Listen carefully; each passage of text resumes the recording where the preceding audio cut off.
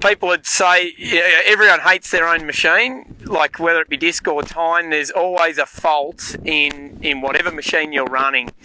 And yeah, I actually asked this question to Michael Horsch himself, and I said, why everyone hates their own machine, why will I hate this seeder? And he said, well you won't. And I'd agree with him. It is fantastic. Exactly the same as any tug-along sprayer.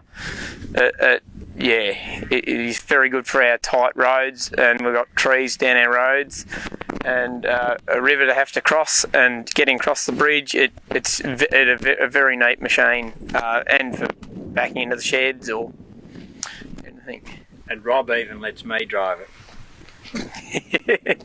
No, putting this machine on, I did it this morning, and it took me about 4 minutes, and it's only got 4 or 5 hoses at the back with your return lines, and very, very simple, just one pin. It hasn't got a hydraulic jack, but it's a very good jack system on it, 2-stage jack, and very simple to hook up. It's not a half-day procedure.